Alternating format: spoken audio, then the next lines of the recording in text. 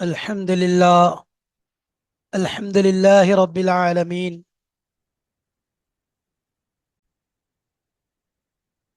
والصلاة والسلام على رسوله الأمين وعلى آله وصحبه أجمعين.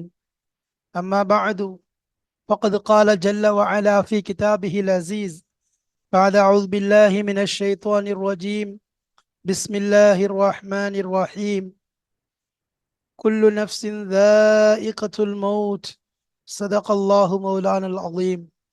وقال أيضا: قل إن الموت الذي تفرون منه فإنه ملاقيكم ثم تردون إلى عالم الغيب والشهادة وينبئكم بما كنتم تعملون. صدق الله مولانا العظيم. சங்கை நிறைந்த அல்லாஹ்வின் நல்லடியார்களே, அன்பும் பாசமும் நிறைந்த மாணவ சகோதர சகோதரிகளே, அல்லாஹுடைய அருளினால் கிருபையினால் உம்தத்து சாலிக் உத்தத்து நாசிக் என்ற ஷாஃபி மதுஹபினுடைய சட்ட கிதாபுகளை, அதன் சட்டங்களை நாம் வரிசையாக விளக்கமாக அல்ஹம்துலில்லா பார்த்து வருகிறோம். அந்த வரிசையிலே நாம் ஆரம்பமாக கிதாபு தஹாரத் என்ற பாடத்தை முழுமையாக நிறைவு செய்தோம். அதற்கு பிறகு இரண்டாம் பகுதியாக கிதாபு சலாத் என்பதை துவங்கி அதனுடைய பாடங்கள் மிக தெளிவான முறையில் நமக்கு விளக்கப்பட்டது. அதற்கு பின்பாக இப்பொழுது நாம் மூன்றாம் பகுதியான ஒரு முக்கிய பகுதியை நாம் அடைந்திருக்கிறோம். இதிலே தொழுகை என்பதும் உள்ளே கட்டுப்பட்டாலும் இதில் அதோடு சேர்த்து மற்ற விஷயங்களும் இருப்பதனால் இதற்கு கிதாபுல் ஜனாயிஸ் என்பதாக பெயரிடப்பட்டிருக்கிறது. ஜனாசாக்கள் சம்பந்தமான பாடம். ஜனாசாக்களுடைய அனைத்து விஷயங்களும் இதிலே கொண்டு வரப்படும். ஜனாசாவுடைய அந்த நெருக்கம், சக்ராத்துடைய ஹால் என்று சொல்லப்படக்கூடிய அந்த நிலையிலிருந்து அதற்கு பிறகு அதை குளிப்பாட்டுவது, பின்பு கஃனிடுவது, அதற்கு பின்பு அதை தொலை வைப்பது, அதை சுமந்து செல்வது, அதற்கு தொலை வைப்பது, பின்பு அதை தஃபன் செய்வது, இது போன்ற அனைத்து விஷயங்களும் அதில் விலாவரியாக தெளிவான முறையில் நமக்கு சொல்லப்பட இருக்கிறது. எனவே நாம் இந்த கிதாபுடைய மூன்றாம் பகுதிக்கு கிதாபுல் ஜனாயிஸ் என்று கிதாபுடைய ஆசிரியர் தெளிவாக பாடம் பெயரிட்டிருக்கிறார்கள். எனவே இது சம்பந்தமான விஷயங்களைத்தான் இங்கு நாம் காணப்போகிறோம். இது கிதாபுல் ஜனாயிஸ் என்பது கிதாபில் உள்ள அந்த இபாரத், அதையே நாம் இங்கு கொண்டு வந்திருக்கின்றோம். எனவே இன்ஷா அல்லாஹ் கிதாபுல் ஜனாயிஸுடைய ஒவ்வொரு பாடங்களையும் நாம் வரிசையாக காண இருக்கிறோம். வாருங்கள் இன்ஷா அல்லாஹ் பாடத்திற்குள் செல்லலாம். பாடத்தின் எண்ணிக்கையிலிருந்து ஆரம்பிப்போம். வாருங்கள் உள்ளே செல்வோம் இன்ஷா அல்லாஹ். இப்பொழுது நம்ம 134வது பாடத்தை இன்ஷா அல்லாஹ் பார்க்க இருக்கிறோம். இது ஏ சம்பந்தமான பாடம். இதற்குரிய தலைப்பு என்ன நாம் கொடுத்திருக்கிறோம் என்று பார்க்கும் பொழுது, அதாவது ஃபஸ்லுன் ஃபித் தாசியத்தி, தாசியத்துடைய விஷயத்துல உள்ள பாடமாக இருக்கிறது. ஆறுதல் கூறுதல், அதாவது ஆறுதல் அளித்தல். ஒருத்தர் கஷ்டத்துல துக்கத்துல இருக்கக்கூடிய மனிதருக்கு நாம உறுதுணையா இருந்து அவருக்கு ஆறுதல் கொடுக்கறதுக்கு சொல்லப்படும். இது சம்பந்தமான பாடம் தான். உதாரணமா இதற்கு நாம ஆரம்பத்தில் என்ட்ரன்ஸ் ஸ்டோர் என்ற தலைப்புல துக்கம் அனுஷ்டிக்கும் முறை, அதாவது மௌரிங் மெத்தட், துக்கம் அனுஷ்டிக்கக்கூடிய முறை என்ன அப்படிங்கிறத நம்ம பார்க்க போறோம். அது சம்பந்தமான பார்க்கும்போது, பொதுவா ஒருவருக்கு இழப்பு ஏற்பட்டுச்சு அல்லது ஒரு நஷ்டம் ஏற்பட்டுச்சுன்னு சொன்னா துக்கம் அனுஷ்டிக்கக்கூடிய முறை என்பது ஒரு முக்கியமான ஒரு விஷயமாக இருக்கிறது.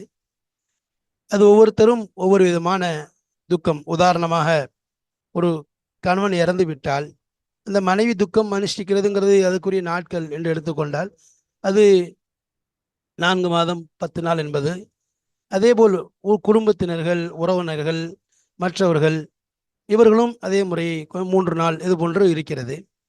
இப்போ அதே நேரத்தில் சிலவங்க வெளியூர் போயிடுறாங்க, அதாவது மற்ற அண்டை வீட்டுக்காரங்களா இருக்கிறாங்க, தூரத்து சொந்தக்காரங்க அல்லது சொந்தம் இல்லாதவங்க இருக்கிறாங்க, பழக்க வழக்கங்கள், இவர்கள் எல்லாம் என்னது போய் துக்கம் அனுஷ்டிக்கிறது இருக்கு. இது குறைஞ்சிட்டு ஒரு 3 நாளைக்குள்ள போய் 3 நாள் என்ன செய்யலாம், 3 நாளைக்குள்ள போய் துக்கம் அனுஷ்டி வச்சுக்கலாம். அவங்க ஒரு நாள், அதாவது அந்த சோகத்தை ஆறுதலாக சொல்லும்படியாக.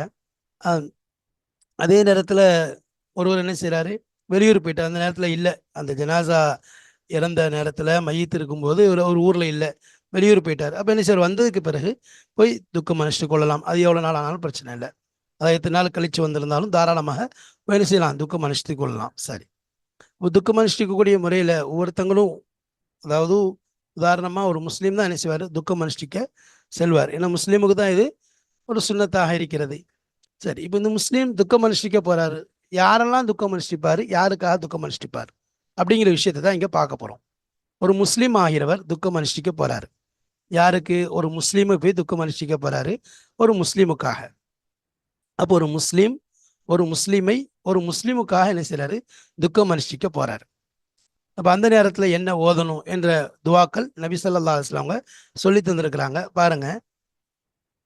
அதாவது ஒரு முஸ்லீமை துக்கம் அனுஷ்டிக்கும் போது, ஆலம் அல்லாஹு அஜ்ரக் வ அஹ்சன அஸாஅக் வ அஹ்சன அஸாக் வ கஃபர லி மய்யித்திக். அல்லாஹ் உங்களுடைய கூலியை அதிகப்படுத்துவானாக, இன்னும் உங்கள் துக்கத்தை அழகாக்குவானாக, இன்னும் உங்களுடைய மையத்தை அவனுடைய பாவங்களை மன்னித்து விடுவானாக. அப்போ இதில் கூலியை அதிகமாக்குறது, ரெண்டாவது நீங்கள் துக்கத்தில் இருக்கீங்க அதை அழகுபடுத்துறது, அல்லாஹ் அழகுபடுத்தும். மூணாவது மையத்தைன்னா இந்த இடத்துல முஸ்லீமுக்காக, இறந்து போனவர் முஸ்லீம், அதுக்காக அவருக்கு நம்ம செய்யக்கூடிய துவால மஃபிரத்துடைய துவாவும் அடங்கியிருக்கும். ரெண்டாவது விஷயம், ஒரு முஸ்லீம் யாராவது ஒரு முஸ்லீமை தான் சந்திக்க போறாரு, ஆனால் யாருக்காக துக்கம் அனுஷ்டிக்க? ஒரு காஃபிர். உதாரணமாக ஒரு சகோதரர் யார்கிட்ட போய் விசாரிக்க போகிறோமோ அவர் முஸ்லீம், ஆனால் இறந்தது அவருடைய உறவினர் காஃபிர். ஒருவேளை இவர் இஸ்லாத்துக்கு வந்திருக்கலாம், இந்த மனிதர் இஸ்லாத்துக்கு வந்ததுனால உதாரணம் அவருடைய தந்தையோ மகனோ இஸ்லாத்துக்கு வராதவர்களாக இருக்கலாம். அப்போ அவர்களுக்காக வேண்டி என்ன சிலர் போய் துக்கம் அனுஷ்டிக்க போகிறார்.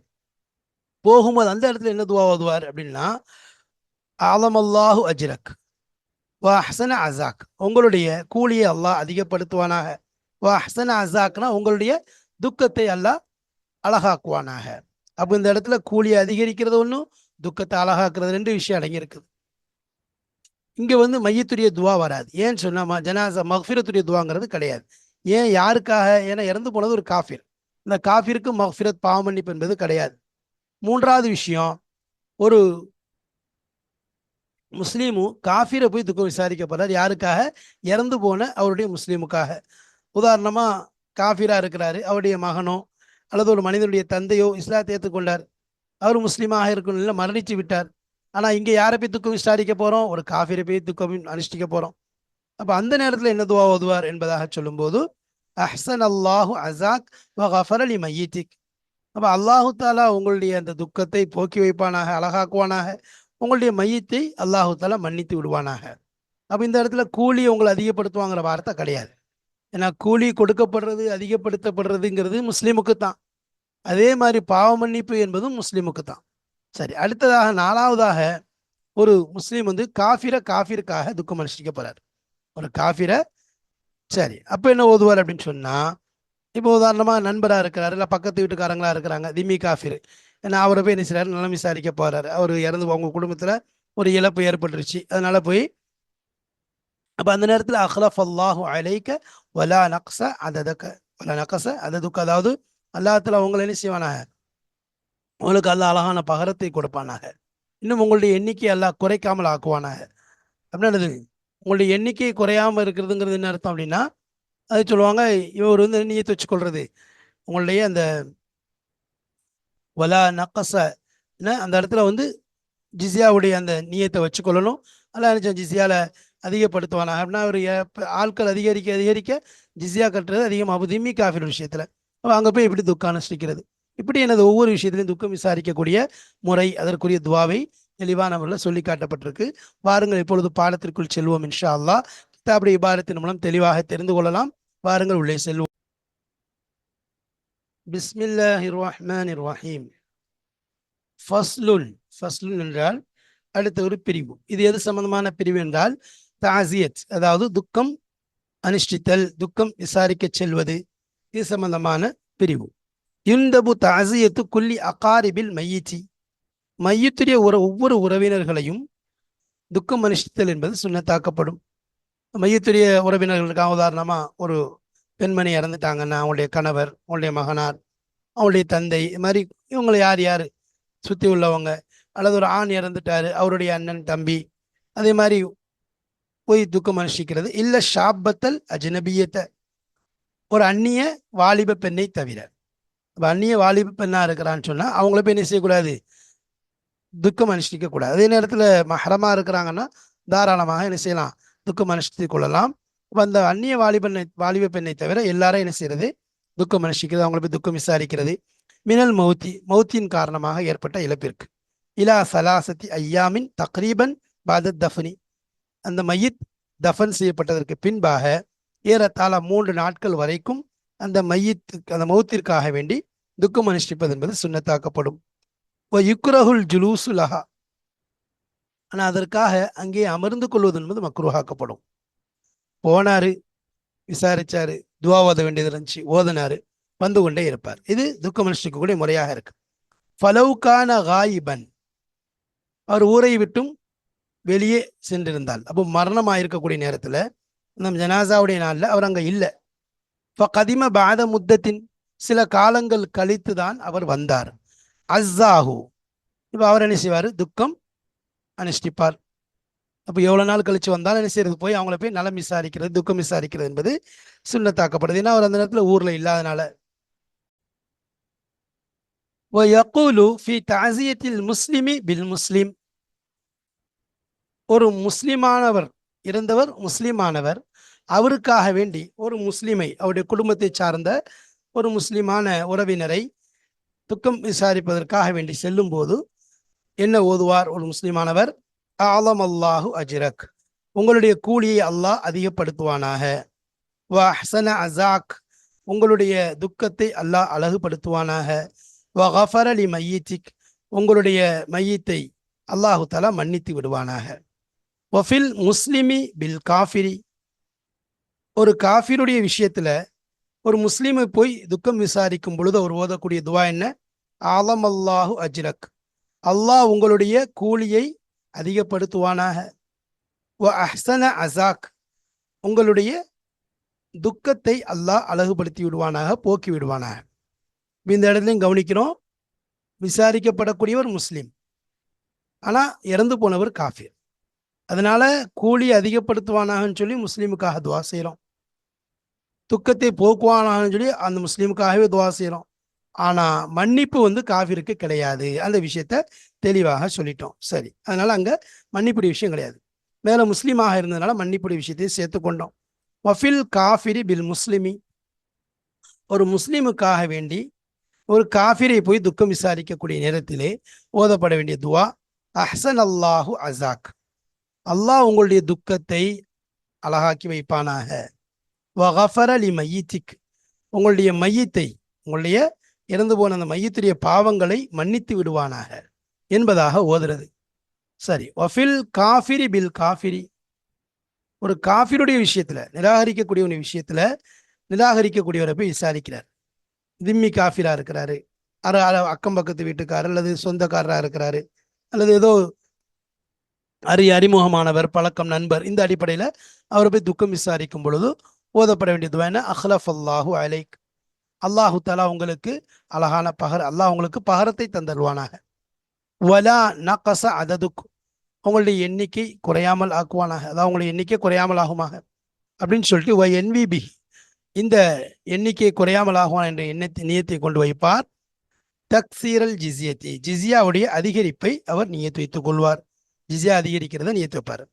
வல் புகாவு, அழுகை என்பது கபிலல் மௌத்தி, மௌத்துக்கு முன்னால் ஜாயிஸ், மரணமாவதற்கு முன்பாக புக்கா அழுகை என்பது ஜாயிஸ் ஆகும். பாதஹு ஹிலாஃபல் அவுலா, ஆனா அந்த இறந்ததற்கு பின்னால், அந்த ஜனாசா மௌத்துக்கு பின்னால் இவ்வாறு அழுவது என்பது ஹிலாஃபல் அவுலா, அதாவது சிறந்ததுக்கு மாற்றமான ஒரு விஷயமாக இருக்கிறது.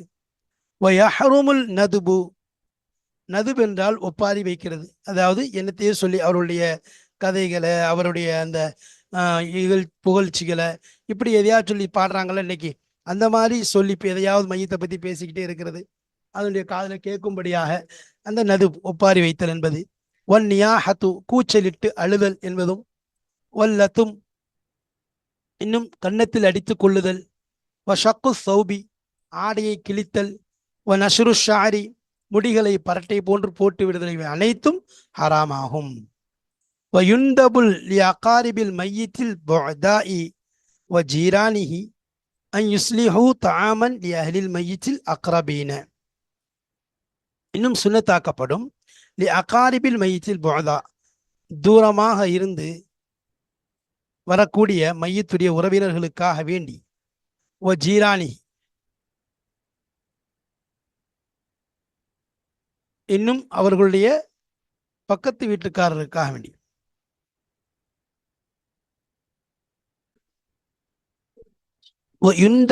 அகாரிபில் மையத்தில் புஅதாயி இன்னும் சுன்னத்தாக்கப்படும் மையத்துடைய தூரமான உறவினர்களுக்கு ஓ ஜீரானி இன்னும்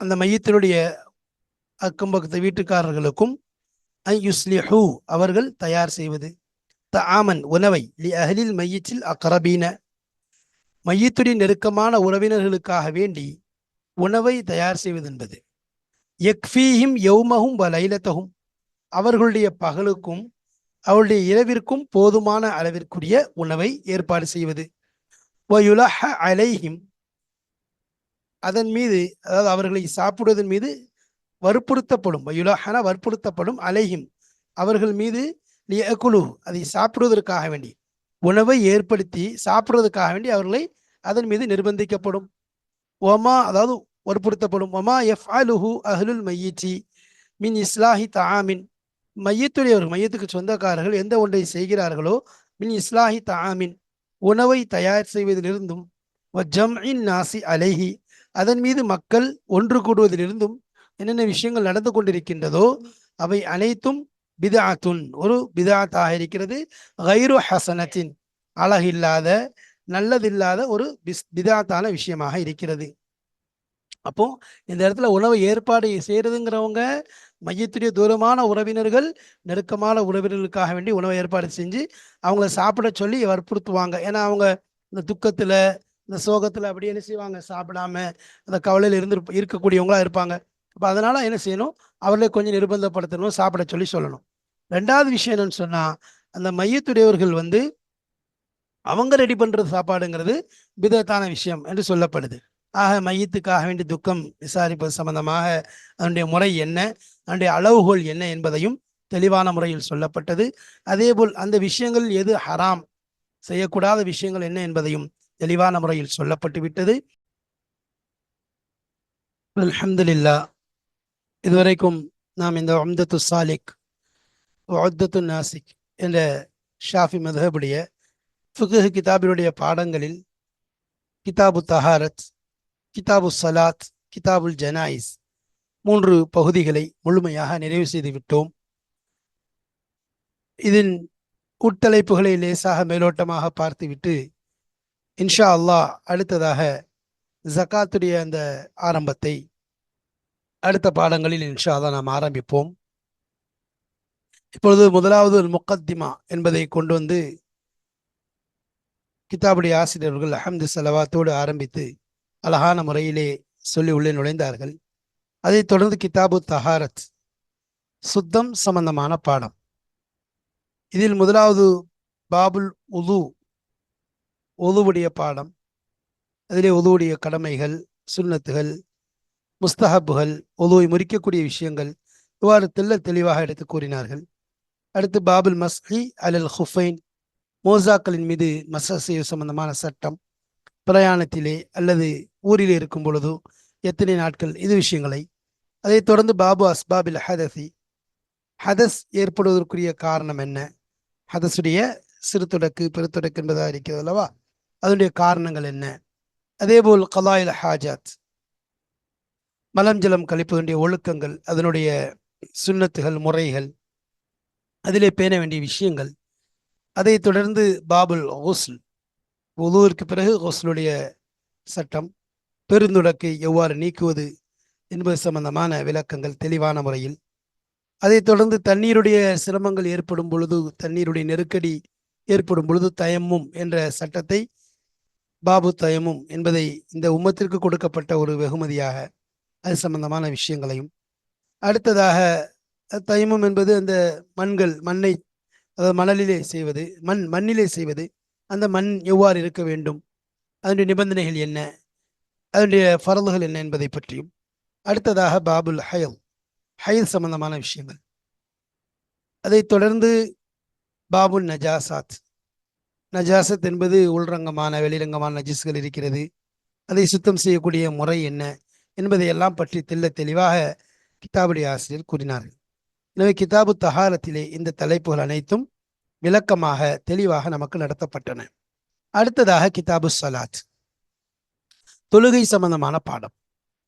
கிதாபு சலாத்திலே முதலாவது பாபுல் மவாக்கித், நேரங்கள் சம்பந்தமாக, நேரம், ஒவ்வொரு தொழுகையினுடைய நேரம் என்ன, அதை எவ்வாறு கண்டறிவது என்பதையெல்லாம் தெளிவான முறையில் சொல்லப்பட்டு, அடுத்ததாக தொழுகைக்காக அழைக்கப்படக்கூடிய அதான் வல் இகாமத் சம்பந்தமாக பேசப்பட்டது. அதற்கு பிறகு தொழுகைக்கு சுத்தம் என்பது மிக அவசியம், குறிப்பாக உடல் சுத்தம்.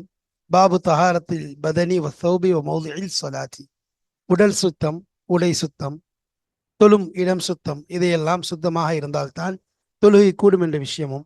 அடுத்ததாக பாபு சத்ரில் அவுரத்தி, மறைவிடத்தை மறைப்பது சம்பந்தமான, அதிலே பெண்களுக்கு எதுவெல்லாம் மறைக்கப்பட வேண்டும், பெண்களுடைய மறைவிட அளவு எவ்வளவு, ஆண்களுக்கு எவ்வளவு, அடிமையாக இருந்தால் என்ன, அடிமை பெண்ணுக்கு, இவ்வாறு தெளிவான முறையிலே விளக்கங்கள் சொல்லப்பட்டது. அதிலே மறைவிடம் திடீரென தொழுகையிலே வெளிப்பட்டு விட்டால் அதனுடைய சட்டங்கள் என்ன. அடுத்ததாக பாபு இஸ்திக்பால் கிபிலத்தி, கிபிலாவை முன்னோக்கக்கூடிய விஷயம்.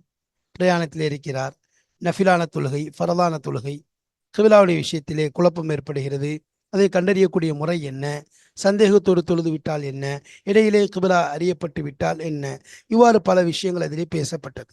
அடுத்ததாக பாபு சிஃபத்தி சலாத்தி, தொழுகையுடைய தன்மை, தக்பீர் கட்டியதிலிருந்து சலாம் கொடுக்கும் வரைக்கும் உள்ள அனைத்து விஷயங்களையும் ஒன்றன் பின் ஒன்றாக அடுக்கடுக்காக படிப்படியாக தெளிவான முறையிலே இதில் விளக்கப்பட்டிருப்பதை நாம் படித்தோம். அடுத்ததாக பாபு மா யுஃப்சிது சலாத்த வமா யுக்ரஹு ஃபீஹா வமா யஜிபு, தொழுகையை முறிக்கக்கூடிய விஷயங்கள், பேசுவதனால் அல்லது ஏதேனும் வாயிலை சாப்பிடுவது, இப்படி பல விஷயங்கள். எதிரே எது மக்ரூஹாகும், முறிக்காத ஆனால் மக்ரூஹுடைய தன்மை ஏற்படுத்தும். வமா யஜிப், எது அதிலே கடமையான விஷயங்கள், இது சம்பந்தமான விளக்கங்கள் தெளிவாக தரப்பட்டது. அடுத்ததாக பாபு சலாத்தி தத்தவுஇ, நஃபிலான தொழுகையில் என்னென்ன, அதில் எத்தனை வகையாக இருக்கிறது, அது ஜமாத்தோடு தொழப்படக்கூடிய நஃபில்கள் என்ன, ஜமாத் இல்லாமல் தொழப்படக்கூடிய நஃபில்கள் என்ன என்பதையெல்லாம் விலாவரியாக நமக்கு சொல்லித்தரப்பட்டது. அதிலே நஃபில்களிலே காரணமுடையது, காரணம் இல்லாதது, முஅக்கதா, வலியுறுத்தப்பட்டது, வலியுறுத்தப்படாதது, இவ்வாறு தெளிவான முறையில். அடுத்ததாக பாபு சுஜூதி சஹ்வி, தொழுகையிலே ஏற்படக்கூடிய மறதிக்கு எவ்வாறு அதை ஈடுகட்டுவது, அதாவது மறதியான சுஜூதுகள் சம்பந்தமான பாடம், தொழுகையில் ஏற்பட்ட மறதியை ஈடுகட்டுறது. பாபு சலாத்தில் ஜமாஅத்தி, பாபு சுஜூது சஹ்விலேயே அடுத்ததாக அதை தொடர்ந்து பாபு சுஜூதி திலாவத் என்ற ஒரு உட்தலைப்பையும் கொண்டு வந்திருப்பார்கள். குர்ஆன் திலாவத், சஜிதாவுடைய ஆயத்துகளை ஓதினால் எவ்வாறு சஜிதா செய்யக்கூடிய முறை என்ன, தொழுகையில் ஓதினால் என்ன, தொழுகைக்கு வெளியில் ஓதினால் என்ன, தொழுகையில் இருக்கும் பொழுது இமாம் ஓத அதில் உள்ளிருக்கவர் கேட்டார், வெளியில் இருக்கவர் கேட்டார், அல்லது இமாமும் ஓதிவிட்டால் என்ன, இது போன்ற விஷயங்கள் எல்லாம் தெளிவான முறையில் அதில் விளக்கப்பட்டிருக்கிறது. அடுத்து ஜமாத்துடைய தொழுகை சம்பந்தமாகவும் அதனுடைய சிறப்புகள் சம்பந்தமாகவும், அது எவ்வளவு முக்கியம் வாய்ந்தது, அதனுடைய முறை என்ன, முக்ததி எவ்வாறு நிற்க வேண்டும், இமாம் எவ்வாறு இருக்க வேண்டும், இமாமுடைய தகுதி, இமாமுடைய நிய்யத், இது சம்பந்தமான விளக்கங்கள் தெளிவான முறையில் பேசப்பட்டன. அடுத்ததாக பாபுல் அவுகாத் இல்லத்தி நுஹிய அனி ஸலாத்தி ஃபீஹா, எதிலே தொழுகை தடுக்கப்பட்ட அந்த நேரங்கள் என்னென்ன என்பதை பற்றி தெளிவான முறையில் சொல்லப்பட்டு விட்டது. அதில் என்னென்ன நேரங்கள், குறிப்பாக மக்ரூஹான நேரங்கள், ஹராமான நேரங்கள், இதெல்லாம் விலாவரியாக பேசப்பட்டது. அடுத்ததாக பாபு சலாத்தில் மரீதி, நோயாளியுடைய தொழுகை முறை, நோய் ஏற்பட்டு விட்டால் தொழக்கூடிய முறை என்ன என்பதை பற்றி தெளிவாக பேசப்பட்டது. நோயாளியுடைய தொழுகை, நோயாளி எவ்வாறு தொழ வேண்டும், நின்று கொண்டு தொழ முடியவில்லை, அமர்ந்து தொழுதல், அமர்ந்து தொழ முடியவில்லை, சாய்ந்து கொண்டு மல்லாக்கப்படுத்திக் கொண்டு, இப்படி அதனுடைய நிலைகள் எல்லாம் தெளிவாக சொல்லப்பட்டது. நோயாளி தண்ணீர் அவரால் தொழ முடியவில்லை, உது செய்யக்கூடிய திராணி இல்லாதவர் என்ன செய்ய வேண்டும் என்பதெல்லாம். அதைத் தொடர்ந்து பாபு சலாத்தில் முசாஃபிரி, பயணத்தை மேற்கொள்ளக்கூடிய பிரயாணியின் தொழுகை, அது பிரயாணத்தினுடைய அளவு என்ன, அது பாவமற்ற பிரயாணமாக இருக்க வேண்டும், இவ்வாறெல்லாம் பல விஷயங்கள் விளக்கமாக. அதனுடைய நிய்யத் என்ன, அது பிரயாணத்திலே கசர் செய்வது என்றால் அதனுடைய முறை என்ன, பிரயாணத்திலே ஜமா செய்வது, அதாவது இணைத்து தொழுவது, லுஹரையும் அசரையும் மக்ரிபையும் இஷாவையும் இதிலே முற்படுத்தி பிற்படுத்தி தொழுகையின் சட்டங்கள் என்ன, என்பதெல்லாம் விலாவரியாக சொல்லப்பட்டது. அதைத் தொடர்ந்து பாபு சலாத்தில் ஹவுஃபி, சலாத்துல் ஹவுஃப் போர்க்கால தொழுகை, பயத்துடைய நேரத்திலே தொழப்படக்கூடிய தொழுகையின் முறை என்ன, அதிலே இமாம் அவர்கள் ஜமாத்தை எவ்வாறு பிரிப்பார்கள், ஜமாத்துடைய எதிரி கிபிலாத், அதாவது எதிரியானவர்கள் கிபிலாவின் திசையில் நின்றால் என்ன, அல்லது பின் திசையில் எதிரிகள் கிபிலா அல்லாத திசையில் எதிரிகள் நின்றால் அதன் நிலை என்ன என்பதெல்லாம் விலாவரியாக சொல்லப்பட்டு தெளிவாக சொன்னது. அதிலே சில நேரம் ஹவுஃபுடைய உச்சக்கட்டமாகிவிட்டது, போருடைய உச்சக்கட்டமாகிவிட்டால் எவ்வாறு கிபிலாவை பேண முடியுமா, அல்லது கிபிலாவை பார்க்கலாமா, அல்லது கிபிலாவை பேணாமலே சண்டையிட்டு கொண்டே தொழுகலாமா, பேசலாமா, இது போன்ற விஷயங்கள் எல்லாம் தெளிவான முறையில் விளக்கப்பட்டது. அடுத்து போர்க்காலத்திலே பொதுவாக ஆடையினுடைய நிலை மற்ற காலங்களை விட சில ஆடைகள் அனுமதிக்கப்பட்டிருப்பது அதிலே பார்க்கிறோம். எனவே பாப் மாய ஹருமு லுபுசுஹு, பொதுவாக ஆண்களுக்கு ஹராமான ஆடை என்ன, பெண்களுக்கு ஹராமான ஆடை என்ன என்பதை பற்றியெல்லாம் பேசப்பட்டது. அடுத்ததாக பாபு சலாத்தில் ஜுமாத்தி, ஜுமாவுடைய தொழுகை, ஜுமாவுடைய நிபந்தனைகள் என்ன, ஷரத்துகள் என்ன, ஹுத்பா என்றால் என்ன, ஹுத்பாவுடைய ருக்குன்கள் என்ன, அதேபோல் ஜுமா யாரை கொண்டு நிறைவேறக்கூடியதாக இருக்கிறது என்பதெல்லாம் விலாவரியாக சொல்லப்பட்டது. அடுத்து பாபு சலாத்தில் ஈதேன், 2 ஈதுகளுடைய தொழுகை, ஈதுல் அல்ஹா, ஈதுல் ஃபித்ருடைய தொழுகை எவ்வாறு இருக்க வேண்டும், அந்த நாளுடைய சுன்னத்துகள் என்ன, அந்த நாளிலே நாம் பேண வேண்டிய விஷயங்கள் என்ன என்பதெல்லாம் தெளிவான முறையிலே விளக்கமாக சொல்லப்பட்டது. அடுத்ததாக பாபு சலாத்தில் குசூஃபி, சூரிய சந்திர கிரகணம் ஏற்படும் பொழுது தொழுகையின் நிலை என்ன, அது நிலையாக இருந்தால் தொழுது கொண்டே இருக்க வேண்டுமா, அல்லது தொழுது கொண்டு இருக்கும் பொழுது அது சென்று விட்டால் முடித்து விட வேண்டுமா, இவ்வாறு பல விஷயங்கள், என்னென்ன சூறாக்கள் ஓத வேண்டும், ருக்குவிலே எவ்வளவு தஸ்பீகள் ஓத வேண்டும், மற்ற தொழுகைகளுக்கும் இந்த தொழுகைக்கும் உள்ள வித்தியாசம் என்ன, 2 ருக்கூக்கள் 2 கியாம்கள் கொண்ட தொழுகை, இது போன்ற விஷயங்கள் எல்லாம் தெளிவாக சொல்லப்பட்டது. அடுத்ததாக மழை வேண்டி தொழுகை தொழுவது, அதற்குரிய ஹுத்பாவிலே மற்ற தொழுகையை விட அதில் வித்தியாசம் காட்டப்படும். உதாரணமாக திடீரென நினைச்சார் இமாம் கிபிலாவை முன்னோக்கி திரும்பி விடுவார்கள், அது மட்டுமல்லாமல் தன்னுடைய துண்டை மேனியில் அங்கே அங்கும் இங்குமாக பிரட்டி போட வேண்டும், அல்லாஹு தாலா நிலைகளை மாற்ற வேண்டும் என்பதற்காக வேண்டி, இதுவெல்லாம் மலை தொழுகையில் சொல்லப்பட்ட விஷயங்கள். அடுத்ததாக 3வது பாடமாக கிதாபுல் ஜனாயிஸ், ஜனாசாவுடைய பாடத்திலே ஆரம்பமாக சக்கராத்து நிலையை அடைந்தவருக்கு என்ன செய்ய வேண்டும் என்பதையும், அதை தொடர்ந்து குளிப்பாட்டுதல் சம்பந்தமாக அது ஃபர்ல கிஃபாயா, அதே போல் அடுத்ததாக கஃனிடுதல் ஆண்களுக்கு ஆடை கட்டாயம் என்ன, பெண்களுக்கு கட்டாயம் என்ன, சுன்னத் என்ன என்பதெல்லாம் பேசப்பட்டது, நறுமணங்கள் விஷயங்கள். அதே போல் அடுத்ததாக தொழுகை நடத்தப்படுவது, தொழுகையின் முறை என்ன, சிறுவர்களாக இருந்தால் துவா எக்ஸ்ட்ரா என்ன ஓத வேண்டும் என்பதெல்லாம் பேசப்பட்டு, தொழுகையுடைய முறைகள், அதனுடைய கடமைகள் என்ன, எவ்வாறு தொழ வேண்டும், மஸ்பூக்கானவர் தக்பீரை அதிகப்படியான தக்பீரை இழந்தவர் சில மஸ்பூக்காக வந்து சேருகிறார், அவர் தொழுகை எவ்வாறு மீதமுள்ள தக்பீரை எவ்வாறு நிறைவேற்றுவார், இது போன்ற விஷயங்களையும். அடுத்ததாக தஃபனுடைய விஷயத்திலே எவ்வாறு தஃபன் செய்வது, எவ்வாறு கொண்டு செல்வது, ஹமல் சுமந்து செல்லக்கூடிய முறை என்ன, அடுத்ததாக தஃபன் செய்யக்கூடிய முறை, அதிலே யார் உள்ளே இறங்கி நிற்பார்கள், எத்தனை நபர்கள் இருப்பது, குழியினுடைய முறை என்ன, பிள்ளை குழி, சாதாரண குழி, இதுவெல்லாம் தெளிவான முறையிலே படம் போட்டு காண்பிக்கப்பட்டது. நம் கிதாபுடைய ஆசிரியர் தெளிவான முறையிலே விலக்கி தந்திருந்தார்கள். இறுதியாக தாசியத், அதாவது துக்கம் அனுஷ்டித்தல், ஆறுதல் கூறுதல், இது போன்ற விஷயங்கள் தெளிவாக பேசப்பட்டது. அதிலே எவ்வாறு யார் யாருக்கு என்னென்ன துவாக்கள் ஓத வேண்டும் என்பதெல்லாம் தெளிவாக சொல்லி கிதாபுல் ஜனாயிஸுடைய பாடமும் முடிக்கப்பட்டது. அல்ஹம்துலில்லாஹ்.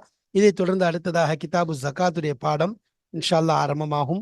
அதையும் நாம் தெளிவாக படிப்போம். அல்லாஹு தாலா நாம் படிக்கக்கூடிய விஷயங்களை விளங்கக்கூடிய தௌஃபீக்கை தந்து நம்மை அருள்பாலிப்பானாக, நம்மை பொருந்திக் கொள்வானாக.